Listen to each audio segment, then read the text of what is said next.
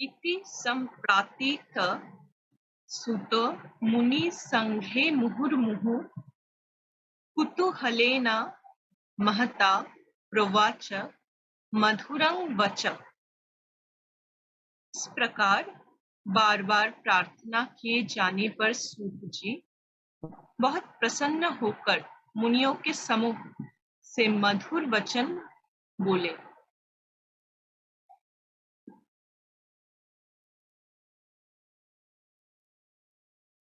सूत उवाच शृणुध्वं मुनये सर्वे श्रद्धया परया मुदा वदामि भवरो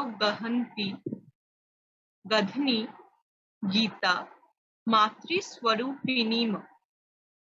सूत जी ने कहा, हे सर्व मुनियों, संसार रूपी रोग का नाश करने वाली मातृस्वरूपिणी, माता के समान ध्यान रखने वाली गुरु गीता कहता हूँ, उसको आप अत्यंत श्रद्धा और प्रसन्नता से सुनिए।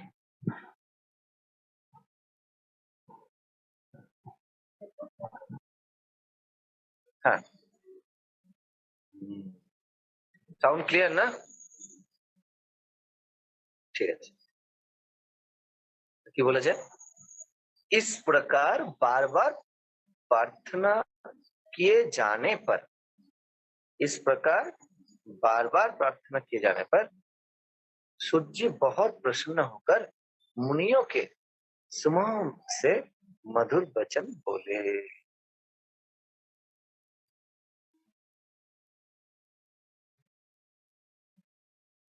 तो गुरुदेव কি বলেন, যে আমাদের শাস্ত্রকে যদি দেখি, দেখবেন শাস্ত্র শুরু হচ্ছে প্রশ্ন দিয়ে। ভগবত গীতাও শুরু হয়েছে সেই প্রশ্ন দিয়ে। অর্জুনের মনে বিষাদ জাগে। প্রত্যেকটা শাস্ত্রকে যদি আমরা দেখি, যে শাস্ত্র স্টার্টই হয়েছে কি দিয়ে? প্রশ্ন দিয়ে।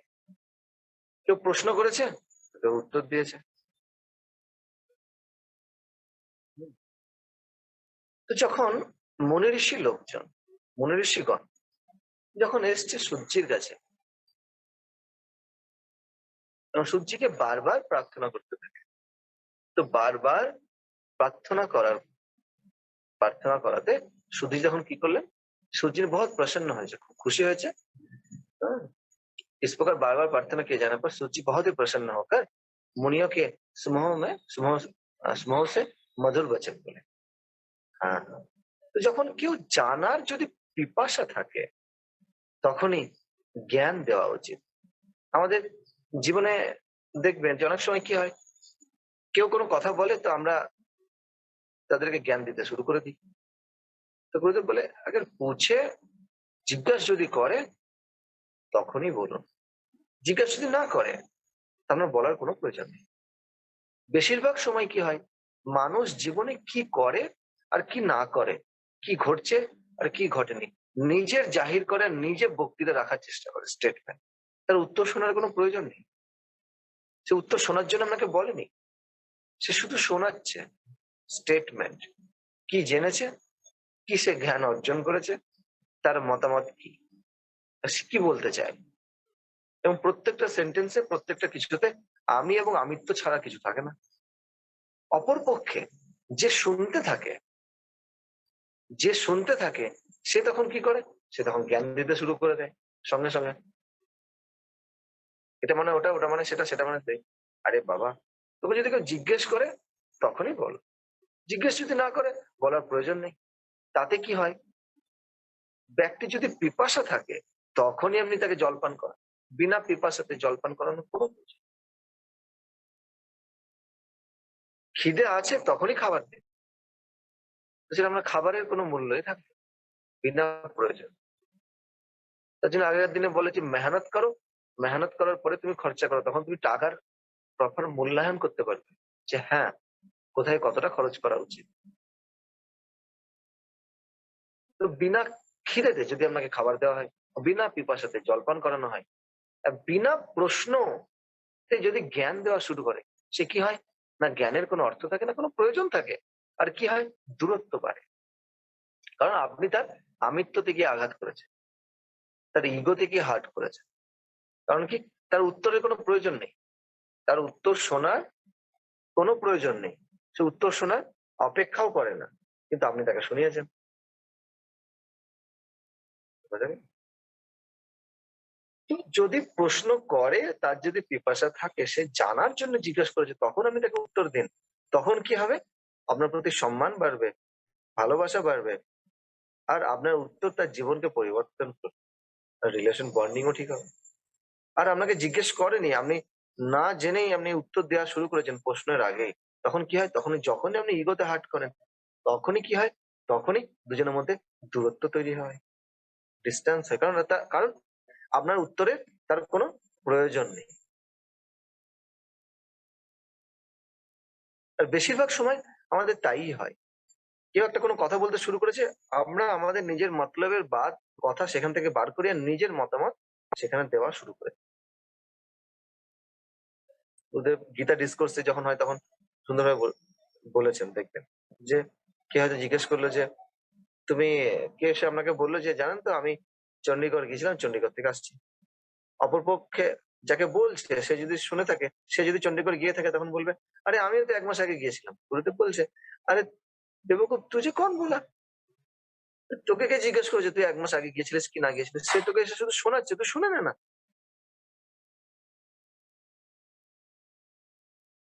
এরকম করে বলছে, যে জ্ঞানী সেই, যে প্রশ্নের সাথে উত্তর দেয়। যখন পিপাসা শুরু হয়, তা আমাদের যত শাস্ত্রকে দেখবেন, যে বিনা মতলবে কেউ বলতে শুরু করেন।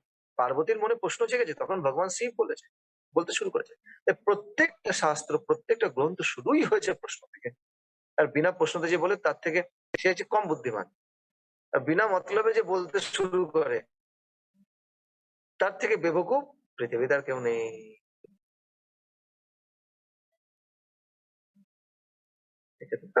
কাকে বলছো, কি বলছো, কি শোনাচ্ছ, কাকে শুনছো, কে শোনার জন্য ওয়েট করে বসে আছে? কেউ নেই। সবাই নিজে নিজের টেনশন, দুশ্চিন্তা, হতাশাতে মরছে, নিজে নিজে জ্বালায়। तो सूत जी ने कहा, इस प्रकार बार बार प्रार्थना किए जाने पर सूत जी बहुत प्रसन्न। তো যখন বারবার বলুন বলুন করেছে, বারবার জানতে গেছে, সে গুরু স্বরূপকে বলুন, অদ্বৈত, অব্যক্ত, অবর্ণনীয়, যার না শুরু আছে না শেষ আছে। হম তো সেই গুরু তত্ত্বকে, যে যা কিছু সব থেকে সৃষ্টি, সেই গুরু তত্ত্ব সৃষ্টির পরে সবকিছু যার মধ্যে বিলীন হবে, সেই গুরু তত্ত্বকে আপনি বলুন। তো বারবার যখন প্রার্থনা করেছে, তাদের ভিতরে, সেই মুনি ঋষি গণের ভিতরে কিছুটা পিপাসা ছিল। তো সূর্যি তখন প্রসন্ন হয়েছে, কারণ কিছু চাই, তার জীবনে আকাঙ্ক্ষা কোথায়, কোনো বস্তুবাদে নয়। যে দৃশ্য জগৎ, এই মায়ার জগতের প্রতি তাদের আকাঙ্ক্ষা নেই, তাদের আকাঙ্ক্ষা সেই সত্যের প্রতি, সেই গুরুতত্ত্বের প্রতি, সেই জ্ঞানের প্রতি। সূর্যি তখন তাদের এই পিপাসা দেখে খুশি হয়েছে, এবং খুশি হওয়ার পরে খুব মধুর বচন বলে। মধুর বচন, মধুর বচন মানে কি? দেখবেন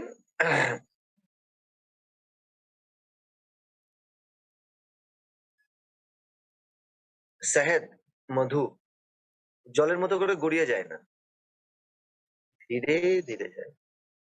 তার ধারা খুব ধীরে ধীরে গড়িয়ে চলে, আর ধীরে ধীরে গড়িয়ে চলে, আমাদেরকে ধ্যানের গভীরে নিয়ে যায়। মানে মনে করুন, এরকম নয়, মধুর বচন মানে যে আপনাকে, যে কথা এবং যে বাণী আপনাকে ধ্যানের গভীরে নিয়ে চলেছে। একটা এক মনে করুন, একটা মগের মধ্যে শহদ আছে, জল দিল, জল মাথার মধ্যে ঢাললেন, গড়ে চলে গেল সঙ্গে সঙ্গে। কিন্তু মধু ধীরে ধীরে আপনার প্রত্যেকটা সেলকে যে টাচ করছে, তার আপনি অনুভূতি পাবেন। প্রত্যেকটা সেল সজাগ হয়ে যায়।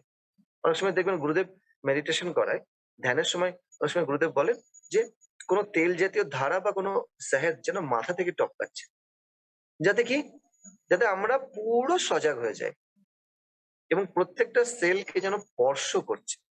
তাই এমন জিনিস যেটা ধীরে ধীরে এগোচ্ছে এবং আপনার প্রত্যেকটা কোশিকাকে স্পর্শ করছে, মানে প্রত্যেকটা জায়গাতে আপনার প্রাণের সঞ্চার হচ্ছে, ঊর্জার সঞ্চার হচ্ছে, অর্থাৎ প্রত্যেকটা সেল নতুন ভাবে পুনরুজ্জীবিত হচ্ছে, রিজুভিনেট হচ্ছে। এবং এই সাহেব আপনাদের মনকে কোথাও বহির্মুখী মনকে অন্তর্মুখী করছে এবং আমরা ধ্যানের গভীরে ঢুকে যাচ্ছি তার ফলে। তো এমন কথা যেটা মধুর বচন, যে কথা আপনাকে পূর্ণ সজাগতার সাথে বিশ্রাম দিচ্ছে, মানে সেই কথা এবং বাণী আপনাকে ধ্যানের গভীরে নিয়ে চলে। অনেক সময় দেখবেন কথা শুনছেন, যেমন গুরুদেবের কথা শুনছেন তো শুনতেই থাকছেন, কি বলছে হুঁশ নেই, কি জ্ঞান বললো ধ্যান নেই, কিন্তু গুরুদেবের কথা শুনতে শুনতেই ধ্যান লেগে গেল, যাই বলুক না।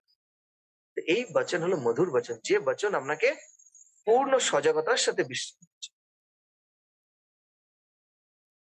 এবং আপনাকে ধ্যানের গভীরে নিয়ে চলে যাচ্ছে এবং আপনার বহির্মুখী মনকে অন্তর্মুখী করছে এবং আমরা নিজের কেন্দ্রে বিশ্রাম করছি, দৃশ্য থেকে দ্রষ্টাতে গিয়ে স্থির হয়ে যাচ্ছে, সাক্ষী ভাবে সজাগতার সাথে বসে আছে।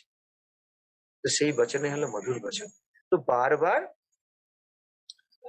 আগ্রহ করাতে, বারবার বলাতে মনে ঋষিগণ তখন কি করলেন, সুতজি আহ, খুব খুশি হলেন।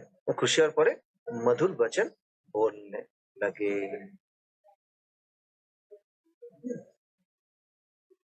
তারপরে সূর্যি বললেন, সূর্যি নে কাহা, हे सर्व, हे सर्व मुनियों, संसार रूपी रोगों का नाश करने वाली, मातृ स्वरूपिणी माता के समान ध्यान रखने वाली गुरु गीता कहता हूं, उसको आप अत्यंत श्रद्धा और प्रसन्नता से सुनिए। है ना, কি বলেছে, সূর্যি ने कहा कि ये सर्व मुनियों, মানে সমস্ত মনি ঋষিগণকে কি বলছে, যে संसार रूपी रोगों का नाश करने वाली, বুঝুন কি জিনিস, এই সংসার, এই সংসার একটা রোগ।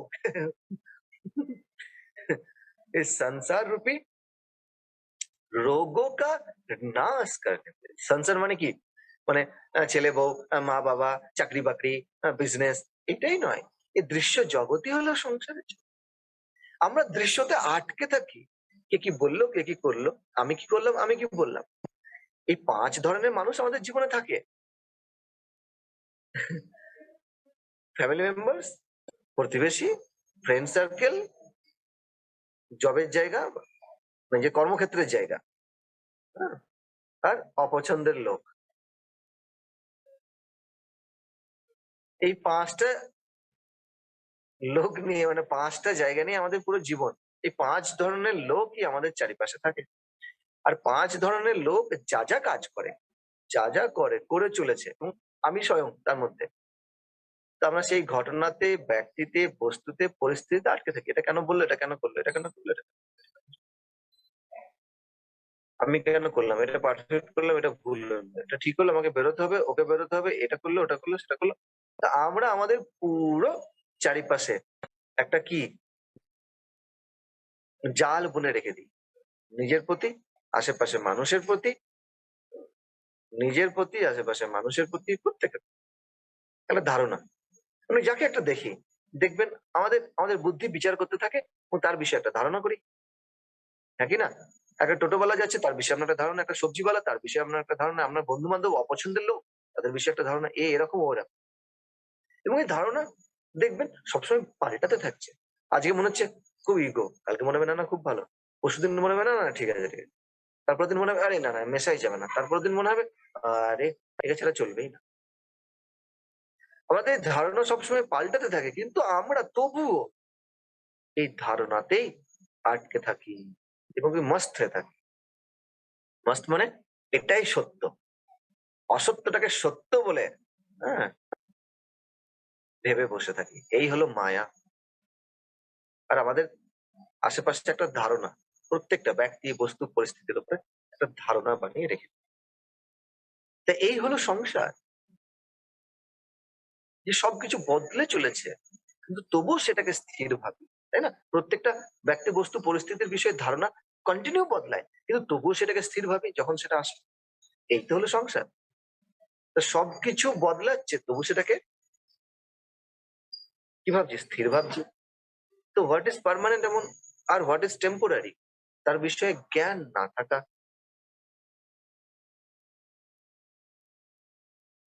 না? তো সেটাই হলো সংসার। শরীর তো এখানে বসে আছে, মন কোথায় আছে? মন আছে অন্যদিকে। এই তো হলো সংসার।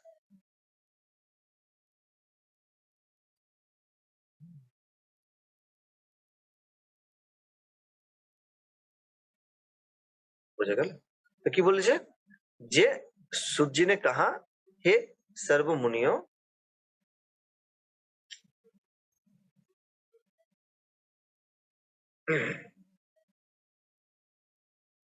संसार रूपी रोगों का नाश करने वाले, যে এই যে সংসার রূপী রোগ, যে মায়ার বন্ধনে আবদ্ধ হয়ে থাকে, যেটা সত্য সেটাকে মিথ্যা বলে ভাবা আর অসত্যটাকে সত্য বলে ধরে রাখা, এই সংসার রূপী যে রোগ তাকে যে নাশ করতে পারে, মানে বুদ্ধি তখন সত্যি হয়, বুদ্ধির শুদ্ধি হয়, বুদ্ধি তখন জাগ্রত হয়, বিবেক জাগ্রত হয়, তা আমাদের মধ্যে তখন বৈরাগ্য জাগে, তখন আমাদের মধ্যে জ্ঞানের উদয় হয়, আর আমরা মুক্তির দিকে এগিয়ে চলি।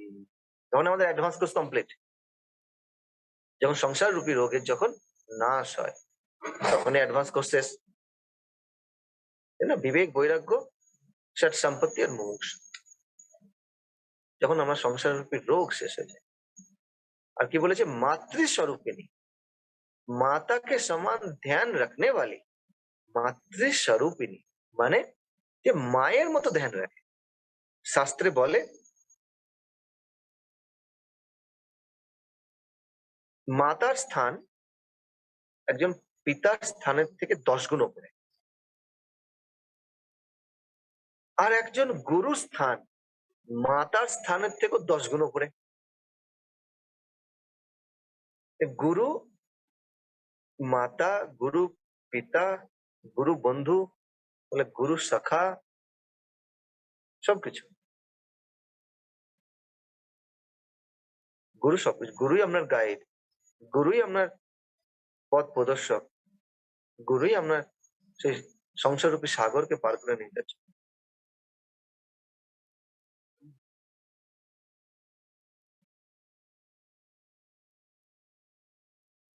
সবকিছু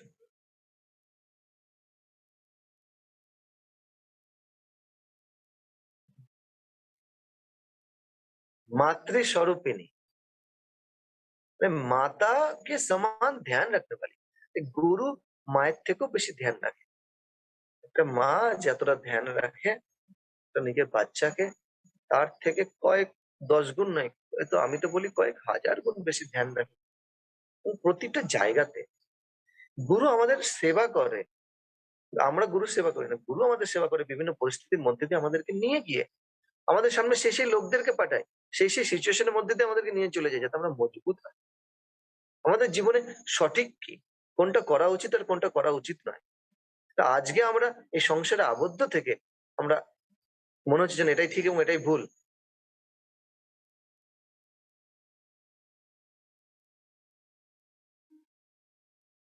হুম। কিন্তু দেখা যাবে, দেখা যাবে যে 10 বছর পর হয়তো অন্য কিছু ঠিক, গুরু হয়তো আমাদেরকে সেই জ্ঞান 10 বছর আগে দিয়েছে, তখন মনে হচ্ছে আরে এটা কি করে হলো?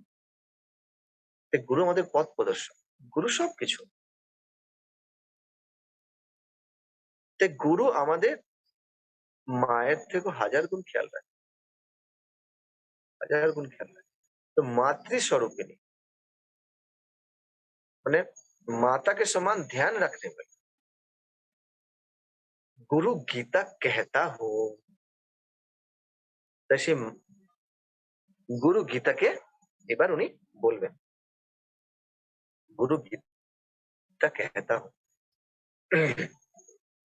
সাধারণ তো গুরু গীতা যে হৃদয় থেকে যার উৎপত্তি, কালকে বলছিলাম, হৃদয় থেকে যেটা আসে সেটা গীত, এই গীত থেকে আসে গীতা, আর বুদ্ধি থেকে যেটা আসে সেটা বিচার। তো বিচার কখনো গীতা হয় না, বিচার তো হৃদয় থেকে যখন আসে, ভিতর থেকে যখন আসে। আর গুরু গীতা, গু মানে ডার্কনেস আর রু মিন্স প্রকাশ।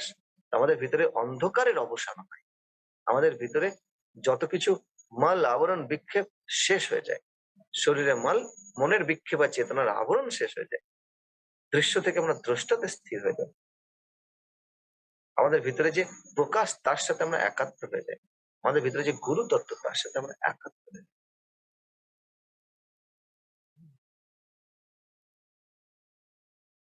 সেই গুরু গীতা कहता हूं যে আমাদেরকে আমাদের সাথে जोड़े। तो उसको आप अत्यंत श्रद्धा और प्रसन्नता से सुनिए। তো কি বলে সেটাকে খুবই শ্রদ্ধার সাথে আর প্রসন্নতার সাথে, খুশির সাথে শুনুন। যখনই আমরা হ্যাঁ, শ্রদ্ধা রাখি কোনো কিছু, শ্রদ্ধা মানে কি দেখুন, বলে ফল পাওয়ার আগে আমাদের তরফ থেকে কোনো নেওয়া স্টেপ, তাকেই বলে শ্রদ্ধা। प्रतिफल मिलने से पहले तुम्हारी तरफ से उठाया हुआ कदम ही শ্রদ্ধা है। তো এক জায়গায় হমন হচ্ছে, যজ্ঞ হচ্ছে, কি হবে জানি না, কি লাভ জানি না, কিন্তু আছি যে কিছু একটা ভালো কিছু হবে, তো সেটাই হলো শ্রদ্ধা। ভালো কিছু একটা পাবো, একটা বিশ্বাস, একটা ভরসা, শ্রদ্ধা, তা সেটাই হলো শ্রদ্ধা।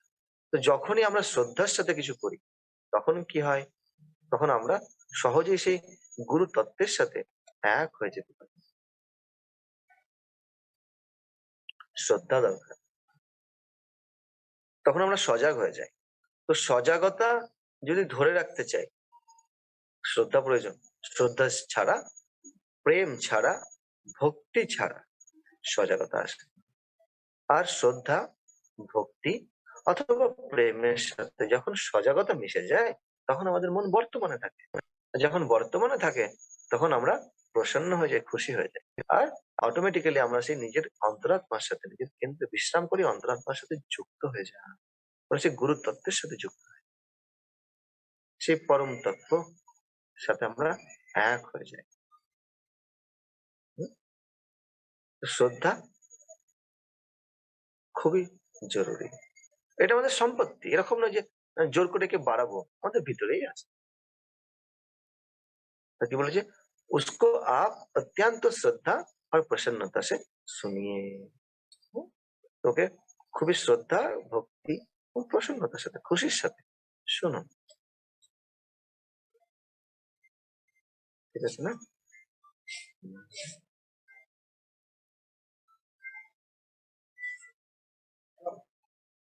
তারপরে